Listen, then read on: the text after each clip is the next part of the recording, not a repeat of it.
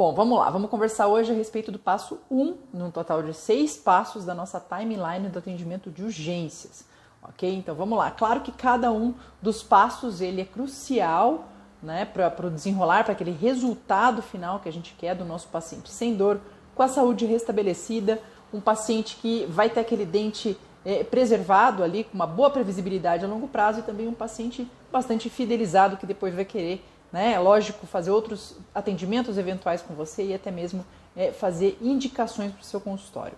Certo, muito bem, cada passo tem a sua importância, mas esse primeiro passo aqui eu vou chamar uma atenção especial para você. Por quê? Porque é um passo que eu já observei muito isso, observando atendimentos, dinâmicas de curso e até conversando com colegas no dia a dia, eu observo que é um passo bastante negligenciado.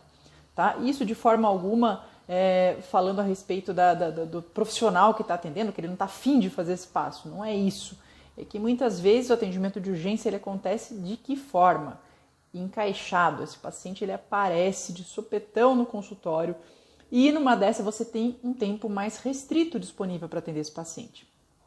Em função disso, vem aquela ideia, deixa eu correr logo, deixa eu agilizar as coisas, deixa eu colocar logo a mão na massa. E numa dessa é que muitas vezes a gente acaba comendo bola e às vezes queimando até essa primeira etapa desse passo 1 aí que é tão crucial e que pode determinar depois toda a história do seu atendimento, tá? Essa história pode ser uma com um desenrolar muito mais estressante ou uma história com um desenrolar muito mais sob controle, né, de você realmente dominando aquela situação e o paciente totalmente seguro na sua mão do início ao fim do atendimento.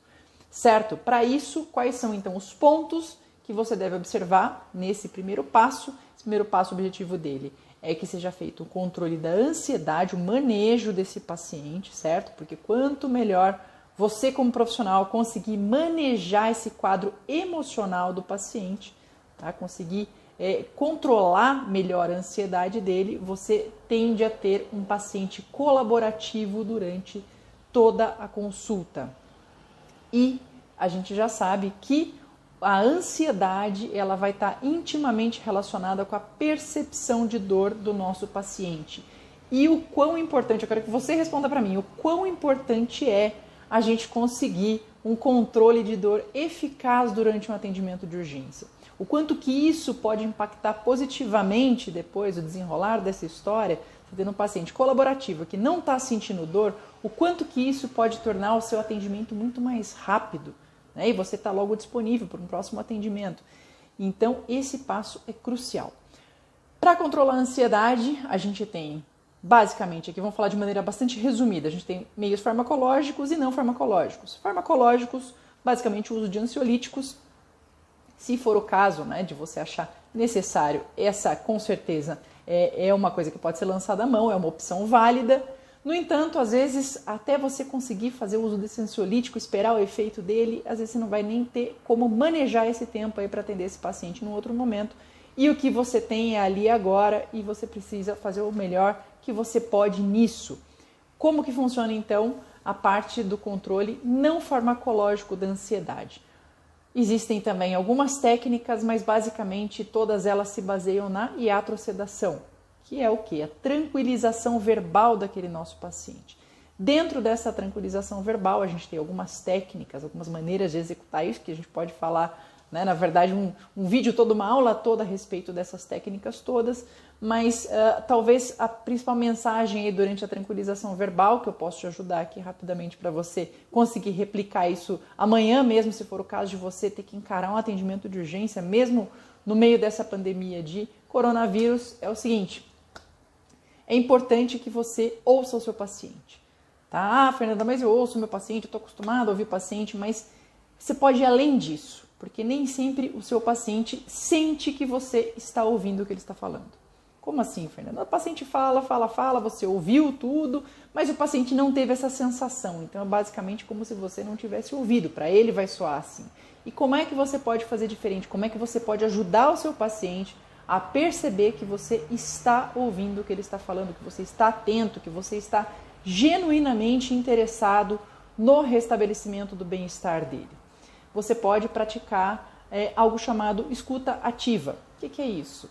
O que, ao mesmo tempo em que eu ouço o que o paciente me fala, eu dou um feedback verbal para ele, não simplesmente ficar balançando a cabeça, mas eu dou um feedback verbal para ele, basicamente falando aquela mesma coisa que ele acabou de me contar, só que em outras palavras, meio que confirmando o que ele acabou de falar. Ah, tá, esse meu dente aqui, doutor, ele dói absurdamente. A hora que eu tomo água gelada, eu não consigo nem ficar com a boca aberta, que o próprio vento que vem na boca já...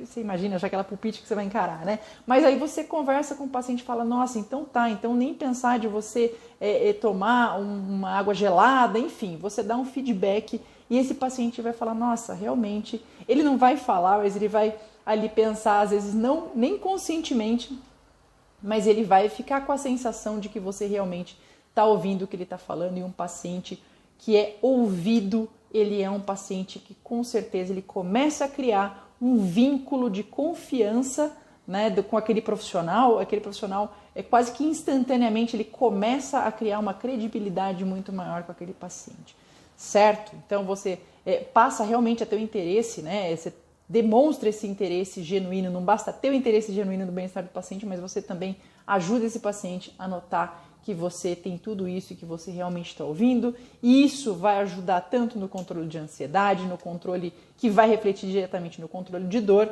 e digo mais, essa escuta ativa, né, você treinar essa escuta, ela vai te ajudar também na parte do diagnóstico, ok? Porque a história que o paciente conta, ele pode trazer dados extremamente úteis, relevantes e pertinentes aí, além daqueles testes clínicos, exame radiográfico que a gente acaba fazendo de rotina.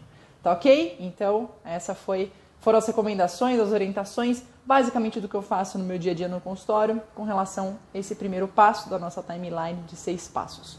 Certo? A gente se vê em breve, se cuidem e foque no que está sob o seu controle.